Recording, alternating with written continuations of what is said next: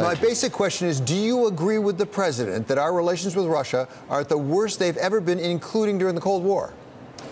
That is absolutely correct, and I think we've got to take steps that will help correct that situation and put us back on the road to cooperation rather than conflict.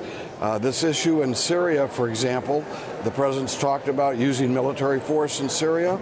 Well, Ronald Reagan used military force and built up our forces, but at the same time was offering compromise to Gorbachev, which helped end the Cold War. So I think the president, he's looking for a deal, trying to make things better. Perhaps he's going about it the same way Reagan did, and hopefully he'll be successful. Congressman, at the same time, there's plenty, no doubt, the United States can do. Doesn't Russia need to move toward us as well? I mean, if you go all the way to the Crimea and Ukraine, and then you've had the incident with the poisoning in UK, and now we have the Syrians working with the Russians in Syria, don't we need to have them move toward us some? Well, I think it's a mutual situation where we both need to understand cooperation between Russia and the United States is a benefit to both of us. For example, in Syria, yes, we need to demonstrate that we are willing to use force, and that's what the president's doing, and that using gas to kill people is not acceptable. But at the same time, we should be, as Reagan did, opening up channels so we can reach a peaceful solution. There's not going to be any peaceful solution in Syria without a compromise, without us finding a plan rather than simply military force won't do it. We tried that with Saddam Hussein, remember. Same message, poison gas was being used, so we invaded Saddam Hussein, sought only a military solution, and it unleashed chaos. Well, I think this president is smarter than that. I think this president, if he uses force, will also have under the scene trying to work out an agreement, a cooperative agreement, bringing all the sides together.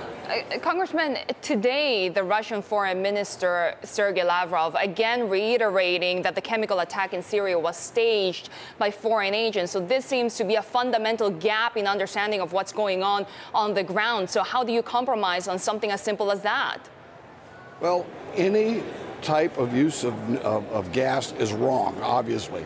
But let's face the fact that not only gas kills people, but there are civilians by the tens of thousands being killed because of the conflict there in Syria.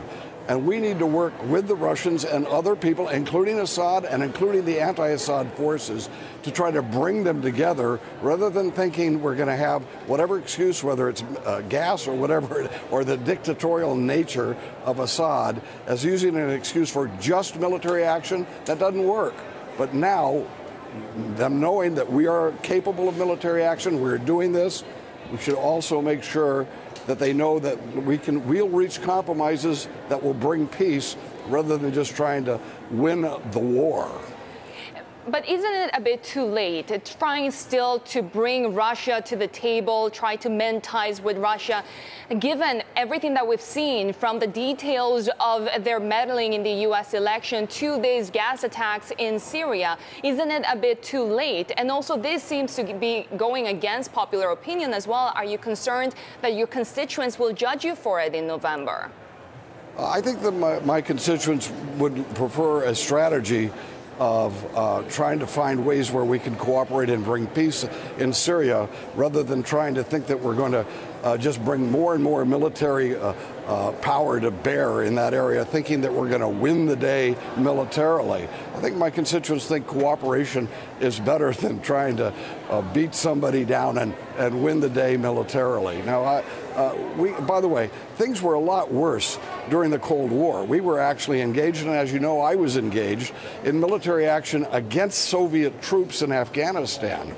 And it was that power, yes, but at the same time, Ronald Reagan knew that even though the Cold War was really hot at that time, there was this conflict going on in Afghanistan and Nicaragua and elsewhere, Ronald Reagan reached out and found the compromises necessary to end the Cold War. We need to not go back to the Cold War and send us back in the right direction with cooperation rather than confrontation.